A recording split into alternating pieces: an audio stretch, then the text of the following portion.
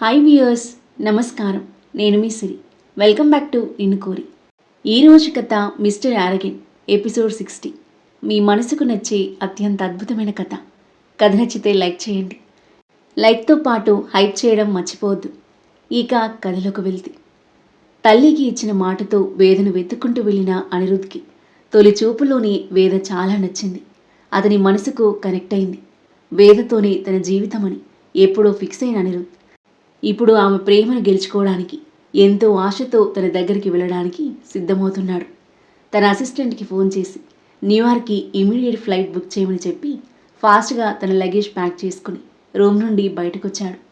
హాల్లో face mask వేసుకుని సోఫాలో పడుకుని ఫోన్లో తలదూర్చిన రక్ష అనిరుద్ధ్ లగేజ్తో రావడం చూసి వెంటనే సోఫాల నుండి లేచింది. ఫేస్ మాస్క్ తీసి పక్కన టేబుల్పై పెట్టి అతని దగ్గరికి కదిలింది. అనిరుద్ధ్, ఎక్కడికి వెళ్తున్నావు అని అడిగింది క్వశ్చన్ మార్క్ ఫేస్తో చూస్తూ. నేను ఎక్కడికి వెళ్తున్నాను, ఏం చేస్తున్నానో నీకు తెలుసుకోవాల్సిన అవసరం లేదు. ఇకపై నువ్వు అడగాల్సిన అవసరం కూడా ఉండదు. అనిరుద్ధ్ మాటలకు అర్థం కానట్టుగా చూసింది Raksha. Our fake marriage contract is over. అతని చేతిలో ఉన్న మ్యారేజ్ కాంట్రాక్ట్ పేపర్స్ రక్షకి అందిస్తూ అన్నాడు అనిరుద్ధ్. తెల్లబోయి చూసింది రక్ష. ఇంత త్వరగానా? జస్ట్ 10 days అవుతుంది అంతే. నేను అనుకున్న పని అయిపోయింది. ఇక నీతో నాకు పని లేదు. పని అయిపోయిందా? అసలేం పని అనిరుద్ధ్? ఎవరి కోసం ఇదంతా చేస్తున్నావు? ఎందుకు నువ్వు రుద్ర ఫ్యామిలీకి దగ్గర అవ్వాలి అనుకున్నావు? టైం వచ్చినప్పుడు నీకు అన్ని విషయాలు తెలుస్తాయి. No more questions. ఇకపై నీకు నాకు ఎలాంటి సంబంధం లేదు. మన ఇద్దరం ప్రజెంట్ సొసైటీ దృష్టిలో హస్బెండ్ అండ్ వైఫ్. మనం అసలు పెళ్ళే చేసుకోలేదు అంత నాటకం అన్న విషయాన్ని నేను టైం వచ్చినప్పుడు రివీల్ చేస్తాను. అప్పటి వరకు ఈ సీక్రెట్ని నువ్వు ఎవరికి రివీల్ చేయకూడదు. ఈరోజే మన ఇద్దరి మధ్య మ్యారేజ్ కాంట్రాక్ట్ ఎండ్ అవుతుంది. అండ్ సొసైటీ దృష్టిలో, మీ ఫ్యామిలీ దృష్టిలో we are divorced. Do you understand అన్నాడు Anirudh. Yes Anirudh, I got it అని బదిలిచ్చింది రక్ష ఎన్నో ఆలోచనలతో బ్లాంక్గా చూస్తూ. నీకు రావాల్సింది నీ అకౌంట్కి ట్రాన్స్ఫర్ చేశాను. యాక్చువల్లీ నీకు ఇవ్వాల్సిన దానికన్నా డబుల్ ఇచ్చాను. అనిరుద్ధ్ మాటలకు రక్ష కళ్ళు మెరిశాయి. తన కళ్ళలో మెరుపు చూసి సైడ్ స్మైల్ ఇచ్చి సైన్ ఇట్ అని కాంట్రాక్ట్ పేపర్స్ ఆమెకి ఇచ్చాడు అనిరుద్ధ్. రక్ష పేపర్స్ సైలెంట్గా తీసుకుని సైన్ చేసి అతనికి ఇచ్చింది. Thanks. Now everything is over. You are free now. నీకు నచ్చినట్టు లైఫ్ ఎంజాయ్ చేయి. బట్ వన్ థింగ్, దియాను కానీ రుద్ర ఫ్యామిలీని కానీ ఇబ్బంది పెట్టాలని చూస్తే నేను అస్సలు సహించను. ఈ అనిరుద్ధ్ నిజస్వరూపం చూస్తాం.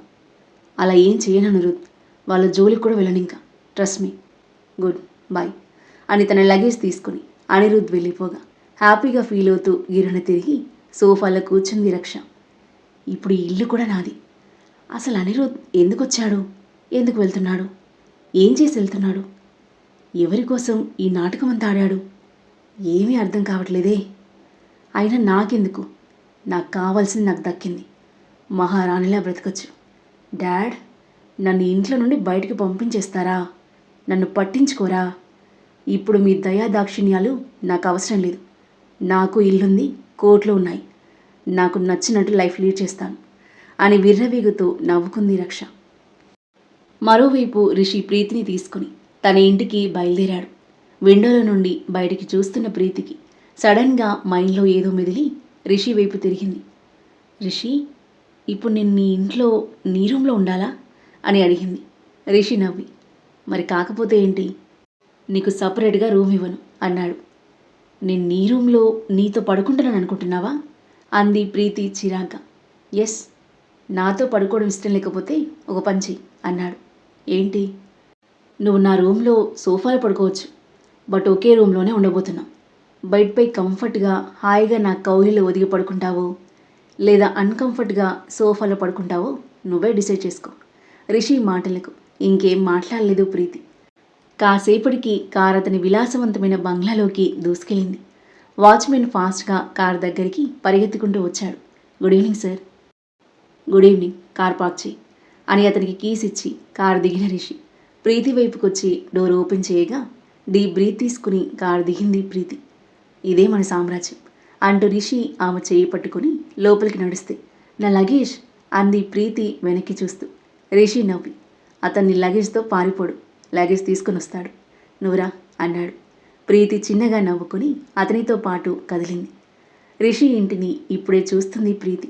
బ్యూటిఫుల్ గార్డెన్తో, వాటర్ ఫౌంటైన్, సీటింగ్ అరేంజ్మెంట్స్తో ఆ ఇల్లు చూడగానే చాలా నచ్చేసింది ప్రీతికి. గుమ్మం దగ్గరకు వచ్చిన ప్రీతి ఎదురుగా చూసి ఆశ్చర్యపోయింది. ఒక మధ్య వయసు ఆవిడ హారతి పళ్ళెంతో సిద్ధంగా ఉంది. రిషిత్ బాబు, అమ్మాయి చాలా అందంగా ఉంది, నీలాగే అని చిరునవ్వు చిందిస్తూ వాళ్ళకి హారతి ఇచ్చి బొట్టు పెట్టి ఆప్యాయంగా లోపలికి ఆహ్వానించింది. ప్రీతి మనసుకు హ్యాపీగా అనిపించింది. రిషితో పాటు లోపలికి అడుగు పెడుతూ, ఈ ఆంటీ ఎవరు? నువ్వు నాకు చెప్పనే లేదు అంది గుసగుసగా. తను శోభ ఆంటీ. నా చిన్నప్పటి నుండి మా ఇంట్లో వర్క్ చేస్తుంది. నేను ఎక్కువగా తన చేతిలోనే పెరిగాను. తనని పని మనిషిగా ఎప్పుడూ చూడలేదు. మాలో ఒక మనిషిలా కలిసిపోయింది. నువ్వు అలాగే ట్రీట్ చేయాలి ఆవిడ్ని అని రిషి చెప్పడంతో అలాగే అన్నట్టుగా తలాడించింది ప్రీతి. లోపలికి వెళ్ళండి, భోజనం అవ్వగానే పిలుస్తాను అని శోభ కిచెన్లోకి వెళ్ళగా ప్రీతి చెయ్యందుకొని తమ గదికి తీసుకెళ్లాడు రిషి. రూమ్లోకి వెళ్ళగానే ప్రీతి కళ్ళు ఫస్ట్ సోఫాని వెతికాయి. బెడ్కి కాస్త గ్యాప్లు తన సైజ్ సరిపోయేలా ఉన్న సోఫాని చూసి అమ్మయ్య అనుకుంది ప్రీతి. తనని గమనించి నవ్వుకున్న రిషి షర్ట్ చేంజ్ చేసుకోవడానికి బటన్స్ విప్పుతుంటే ప్రీతి అతని నుండి చూపు మరల్చి బాల్కనీ చూడ్డానికి వెళ్ళింది. అనిరుద్ న్యూయార్క్ వెళ్ళడానికి ఫ్లైట్లో బయలుదేరాడు. ఇన్నాళ్ల తర్వాత తన ప్రాణమైన వేదను మీట్ అవ్వబోతున్నందుకు అతనికి ఒకవైపు ఎంతో సంతోషంగానూ ఎగ్జైటింగ్గానూ ఉంటే, మరోవైపు వేద తనని చూసి ఎలా రియాక్ట్ అవుతుందని టెన్షన్తో పాటు ఆమె తనతో వస్తుందో లేదో అన్న ఆందోళనగానూ ఉంది. డీప్ బ్రీత్ తీసుకుని వేద తలుపులలో మునిగిపోతూ కళ్ళు మూసుకున్నాడు. రుద్ర మహిని హాస్పిటల్ నుండి డిశ్చార్జ్ చేసి ఇంటికి తీసుకొచ్చాడు. మహిని జాగ్రత్తగా పట్టుకుని నడిపిస్తూ ఇంట్లోకి తీసుకొచ్చాడు.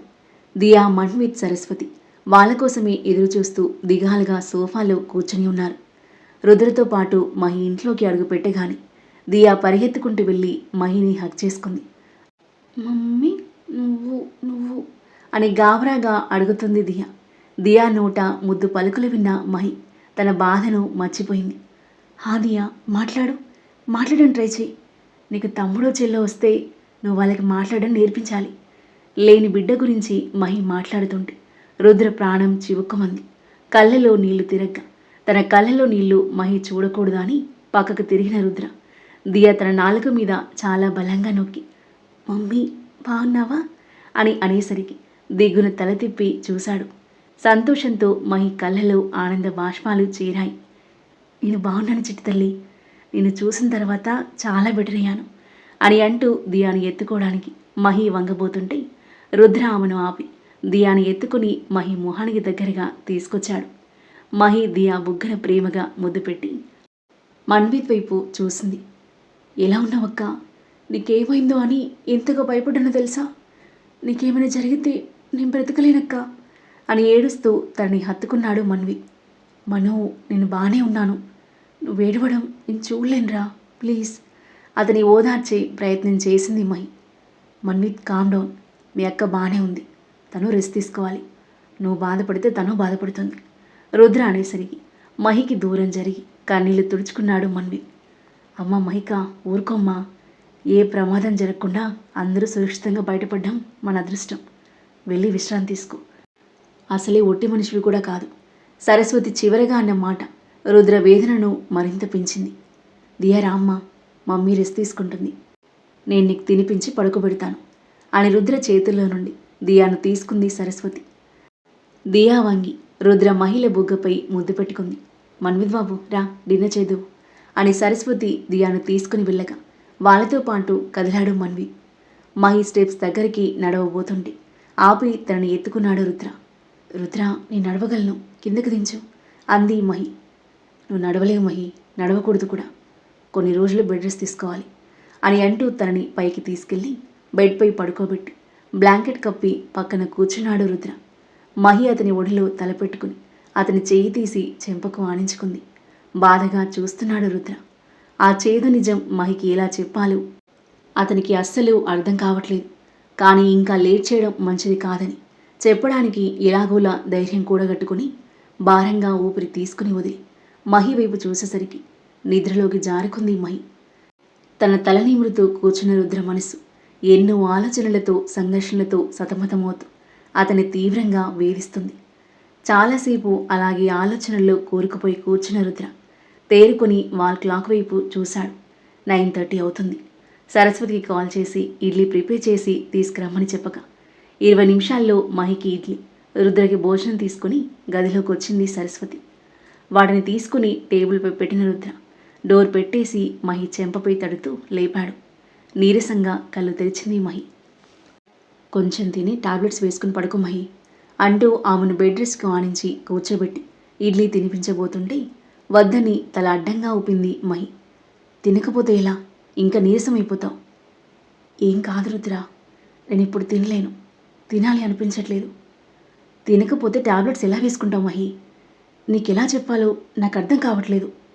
నీ హెల్త్ బాగాలేదు మహి అని కొన్ని క్షణాలు ఆగి డీప్ బ్రీత్ తీసుకొని, మహి మన బేబీ ఇక లేదు, అబౌట్ అయింది.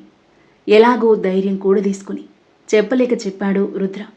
మహి ఇలా రియాక్ట్ అవుతుందో అని అతని గుండె దడదడలాడుతుంది. నాకు తెలుసు. మహి అనేసరికి షాకింగ్గా చూశాడు తన వైపు. నిబ్బరంగా గోడవైపు చూస్తుంది. రుద్రకి ఏం మాట్లాడాలో అర్థం కాక అలాగే చూస్తుంటే అతని వైపు చూసిన మహి, నా కడుపున మోస్తున్న చిన్ని ప్రాణం నా నుండి వేరైతే ఆ ఎంప్టీనెస్ నేను ఫీల్ అవ్వకుండా ఎలా ఉంటాను రుద్ర? తెలిసినా బాధపడకుండా ఎలా ఉంటున్నాను అనుకుంటున్నావా? నేను బాధపడితే నువ్వు బాధపడతావు కదా, అందుకే. ఉద్వేగంగా అన్న మహి మాటలకు నిశ్చేష్టుడయ్యాడు రుద్ర.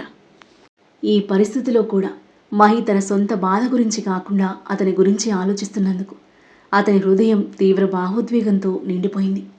మహి ఎమోషనల్ అవుతూ తనని గుండెకు హత్తుకున్నాడు. అప్పటిదాకా దుఃఖ సముద్రాన్ని తనలో అణుచుకున్న మహి ఒక్కసారిగా బరెస్ట్ అయిపోయింది. రుద్రను గట్టిగా హత్తుకుని హృదయ విదారకంగా రోధిస్తుంటే రుద్ర హృదయం ద్రవించిపోయింది. మహి ప్లీజ్ ఊరుకో అని ఆమె మొహాన్ని చేతిలోకి తీసుకుని ఓదార్చడానికి ప్రయత్నిస్తున్నా మహి అంతకంతకు ఏడుస్తూనే ఉంది, కానీ ఆపట్లేదు. తన గుండె వేదనంతా కన్నీళ్ల రూపంలో ప్రవహిస్తుంది. తనని అలా చూసి రుద్ర ప్రాణం విలువలలాడిపోయింది. ఆ తర్వాత ఏం జరగబోతుంది? రుద్ర మహిని ఇలా ఓదార్చగలడు, తనని నార్మల్ పరిస్థితికి ఇలా తీసుకురాగలడు. అనిరుద్ వేదను మీట్ అవుతాడా? అనిరుద్ని చూసి వేద ఎలా రియాక్ట్ అవుతుంది? అతనితో రావడానికి వేద ఒప్పుకుంటుందా లేదా? అనిరుద్ వేద దగ్గరికి వెళ్ళిన విషయం రుద్రకి తెలుస్తుందా లేదా? అనిరుద్ ఫ్యామిలీకి రుద్ర ఫ్యామిలీకి మధ్య సంబంధం ఏంటి? రుద్ర ఫ్యామిలీని చంపాలని చూస్తుందెవరు? వాళ్ళని రుద్ర కనిపెడతాడా? రిషి ప్రీతిల పెళ్లి సీక్రెట్ బయటపడుతుందా? వాళ్ళ ఫ్యామిలీ ఇలా రియాక్ట్ అవుతారు. అద్భుతమైన కథనంతో మీ ఊహకందని మలుపులతో మనసును హత్తుకునే సన్నివేశాలతో ఎంతో ఆసక్తిగా సాగి ఈ కథ యొక్క నెక్స్ట్ ఎపిసోడ్ కోసం మన నెక్స్ట్ వీడియో చూడండి. కథ నచ్చితే లైక్ చేయండి. ఈ కథ మీకు ఎలా అనిపించిందో మీ అభిప్రాయాన్ని తప్పకుండా కామెంట్ చేయండి.